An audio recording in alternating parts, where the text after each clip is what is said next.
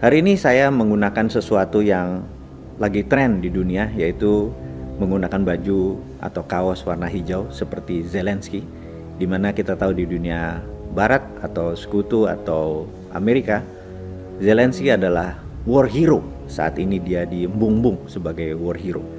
Sementara bagi negara-negara yang sering diacak-acak sama Amerika, seperti negara-negara Timur Tengah seperti negara penghasil fosil oil, itu sangat membenci apapun yang Barat lakukan, sehingga begitu ada seorang yang bernama Putin menyatakan dirinya berperang melawan NATO oleh pihak Timur, dia dianggap war hero atau seorang Marvel, seorang superhero yang akan mengalahkan Thanos. Dan kita tahu Thanos itu adalah Amerika dan sekutunya. Jadi kita mau cerita sedikit mundur. Ada hal yang menurut saya penting untuk sahabat semua tahu, apa itu yang terjadi di dunia ini, atau dengan kata singkatnya adalah who run the world, atau siapa sih sesungguhnya yang menjalankan dunia ini. Yang ada yang menyebutnya New World Order dengan nama-nama lain, dan juga how the world work. Nah, ini saya ada masalah nih kalau urusan bahasa Inggris nih. Bagaimana cara dunia bekerja, how the world work gitu ya. Nah, kita mau menceritakan sedikit bagaimana cara dunia bekerja. Mau nggak mau kita mundur sebentar ke tahun 30-an sampai tahun 40-an. Kalau kita membayangkan diri kita sekarang di tahun 30-an, apa yang Anda bayangkan di pikiran Anda? Misalnya, apakah letak Pulau Jawa bergeser dari sekarang? Atau letak benua Amerika itu bukan di posisi sekarang? Ternyata sahabat, letak geografis dunia itu sejak dari 2000, 3000, 5000, 10.000 tahun yang lalu hingga saat ini letak geografisnya adalah sama. Lalu apa yang membedakan peta dunia di tahun 20-an, tahun 30-an, tahun 40-an, tahun 50-an dengan sekarang tahun 2022? Yang berbeda adalah negaranya saat itu belum sebanyak sekarang. Kalau sekarang ada hampir 200 negara. Waktu itu di tahun 30-an, di tahun 20-an, Indonesia itu belum ada. China atau Tiongkok itu belum ada. Arab Saudi belum ada. Irak belum ada, gitu ya. Ada 100 negara belum lahir. Dan karena itu pertanyaannya, peta dunia itu seperti apa, gitu ya. Maka jawabannya sangat sederhana.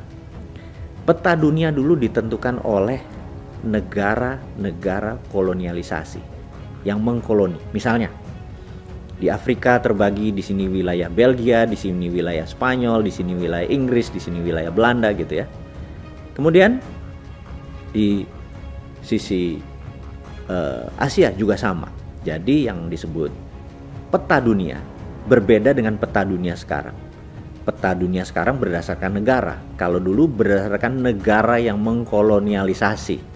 Nah, di tahun 30-40 terjadi sebuah fenomena di mana Jerman menyerang Polandia di tahun 1938-39. Itulah yang disebut awal dari Perang Dunia Kedua. Dan kita tahu ada sebuah negara yang sangat ingin Eropa itu rata tanah. Negaranya itu namanya Amerika. Mengapa ingin rata tanah? Saya lompat sebentar di tahun 2022. Sewaktu tanggal 24 Februari 2022, Rusia menyerang Ukraina. Seminggu setelah peristiwa itu terjadi, ada 7 pemimpin Afrika menyatakan, kami berharap perang dunia ketiga terjadi, perang militer terjadi di Eropa agar Eropa rata tanah. Kenapa 7 pemimpin Afrika tadi berkata begitu? Kalau Newman ya, kalau kita dapat mandat juga ngomong begitu, tapi nggak tahu yang sekarang ya. Sekarang makanya nggak nyampe mikirin begituan. Oke, kita lompat. Jadi, kenapa pemimpin Afrika menyatakan kalau pengen perang dunia ketiga dan Eropa rata tanah? Sama seperti apa yang dipikiran Amerika di tahun 30 akhir atau tahun 40 itu pengen Eropa rata tanah. Kenapa Amerika berpikir begitu? Kita mundur sebentar, mundur lagi ya. Belajar sejarah itu penting. Karena mengerti sejarah, Anda mengerti behavior, Anda mengerti masa depan, gitu ya. Kembali ke periode tahun 1900. Anda sekarang bayangkan, di masa itu juga 100 negara belum hadir. Semua wilayah itu tegang.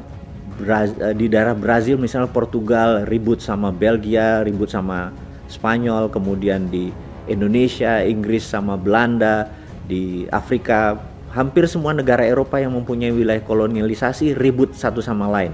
Portugis dengan Spanyol, Spanyol dengan Perancis, Perancis dengan Belanda, Belanda dengan Inggris, dan lain sebagainya, di semua wilayah dengan berbeda-beda friksinya. Nah, intinya tegang. Dan waktu itu Inggris tahun 1900 itu merasa mereka memerlukan namanya junior ally, atau negara yang tidak terlibat dalam konflik-konflik ini, dan terpikirlah sebuah negara junior yang namanya Amerika. Dan di-approach lah tahun 1901, datang delegasi Inggris menawarkan ke parlemen dan pemerintahan Amerika waktu itu untuk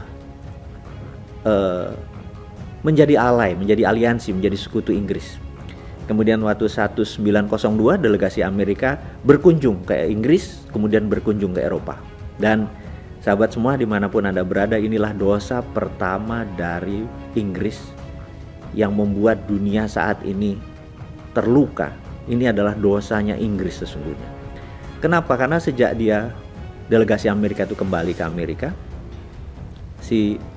mereka berkata, mereka rapat, mereka menyadari bahwa di Inggris, di Eropa, senjata itu masih satu-satu, door clack gitu ya, masih satu-satu. Sementara di zaman koboi 30 tahun sebelumnya atau 18 sekian, perang saudara di Amerika, itu sudah pakai revolver. Jadi kalau nembak ceklek door gitu ya. Untuk sekedar mengingat, kalau Anda nonton film The Last Samurai itu, kembaran saya di Tom Cruise itu ya, kan Anda tahu dia terakhir di Samurai itu ditembak dengan brand gitu ya, sudah revolver. Jadi teknologi senjata Amerika itu sudah 30-50 tahun lebih maju dari Eropa. Kemudian kita tahu beberapa tahun kemudian di Festival New York, untuk pertama kali Amerika ada pesawat terbang gitu ya, dan dunia shock sekali, Amerika punya teknologi lebih maju. Kemudian juga kita tahu bahwa ladang minyak terbesar di dunia pada saat itu adalah di Amerika. Amerika punya crude oil, Amerika menghasilkan dari crude oil diproses menjadi kerosin atau minyak bakar. Dan di tahun 1900-an awal itu Rockefeller dengan Shell-nya sudah Rockefeller dengan Stanford, Standard Oil Company itu sudah menciptakan dari kerosin, sudah menciptakan gasolin atau bahan bakar gitu ya untuk kendaraan Ford waktu itu. Nah, teknologi yang lebih maju ini Amerika sadar, kenapa kita mesti jadi junior alainya Inggris, harusnya dia yang jadi junior alainya kita. Anda mulai paham cara berpikirnya Amerika. Karena itu yang diharapkan Amerika adalah Eropa rata tanah. Dan benar, waktu 1914 seorang Duke dari Austro-Hungarian dibunuh di Serbia oleh pemberontak Serbia. Inilah peristiwa pertama Perang Dunia Pertama, dan Amerika di 1914 tidak ikut-ikutan, 1915 ikut, dia 1916 waktu negara makin banyak yang ikut di Perang Dunia Pertama, Amerika nggak ikut-ikutan.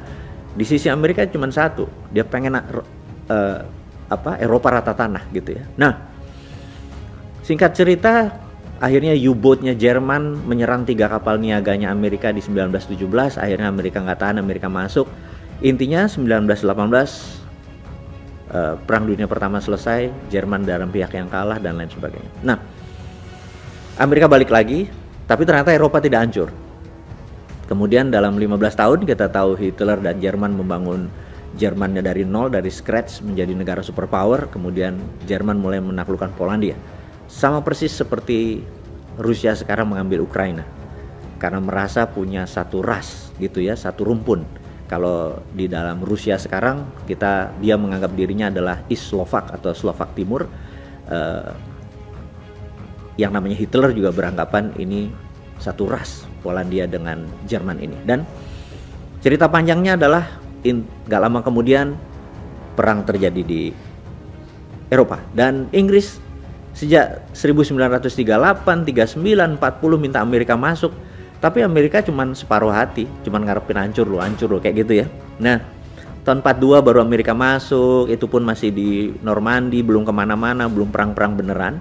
Dan pada 1944 di kota kecil di utaranya Boston namanya Bretton Woods, ada conference yang terkenal disebut nama Bretton Woods Conference. Berkumpullah 10 negara Eropa dan Amerika tentunya, dan Amerika yang memimpin conference tersebut berkata kepada delegasi tersebut bahwa Anda semua setuju nggak bahwa kita tidak akan ada perang dunia ketiga lagi ke depannya? Jawaban mereka setuju. Dan untuk tidak ada perang dunia ketiga, maka negara dunia harus dikontrol. Setuju gitu ya. Maka salah satu resolusinya adalah mereka harus mempunyai world currency. Setuju? Mereka semua jawabnya setuju. Dan world currency itu adalah dolar. Semua setuju kecuali delegasi Prancis, dan delegasi Prancis keluar dari ruangan tersebut. Tapi sahabat semua tahu bahwa dalam sebulan kemudian setelah Jerman menyerang Prancis, delegasi Prancis balik dan menandatangani, oke, gue setuju deh. Intinya adalah dolar menjadi world currency.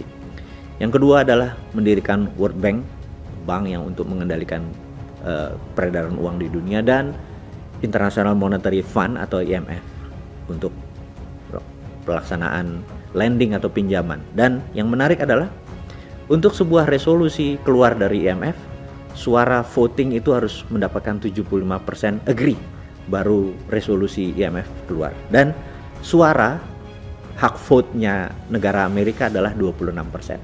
Singkatnya, kalau seluruh negara setuju itu baru 74%, alias resolusi tidak pernah solid, tidak pernah utuh, kecuali Amerika setuju. Jadi kita lihat bahwa dengan 26% suara itu Amerika adalah pengendali 100% IMF.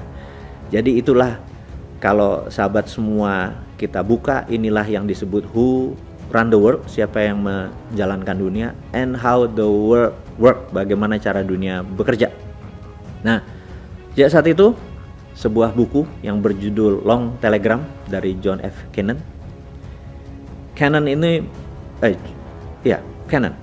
Cannon ini mengatakan di dalam Long Telegram tersebut, buku tersebut ada sebuah perkataan yang menarik yang sampai sekarang menjadi foreign policy dari kebijakan luar negeri Amerika adalah penduduk Amerika merupakan 5,6% penduduk dunia, tetapi world wealth atau kekayaan dunia lebih dari 62% waktu itu.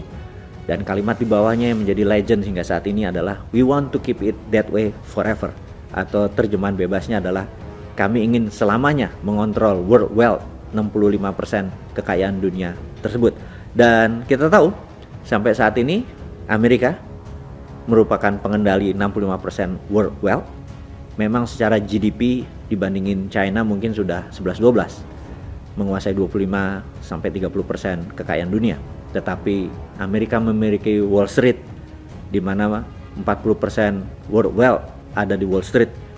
Kita lihat misalnya saham Alibaba, Tencent, semuanya ada di Wall Street. Itulah yang mengendalikan 40%. Kalau ditambah dengan 25% GDP nasionalnya Amerika, ya masih 65%. Jadi inilah yang menjadikan kita harus memahami who run the world, siapa yang menjalankan dunia. Bukan lagunya Beyonce ya, who run the world girl katanya ya. Ini bukan, ini who run the world adalah Amerika dengan konsepnya Barat. Kemudian world wealth masih dikuasai Amerika. Dan ada sebuah kata-kata yang di serial video Bosman nanti akan kita urai, bahwa who control food, they control people. Who control energy, they control country. Jadi jangan heran 80% energi dunia Amerika masih yang megang. Saya rasa itu dulu untuk hari ini. Terima kasih. Sukses buat Anda semua. Salam sehat.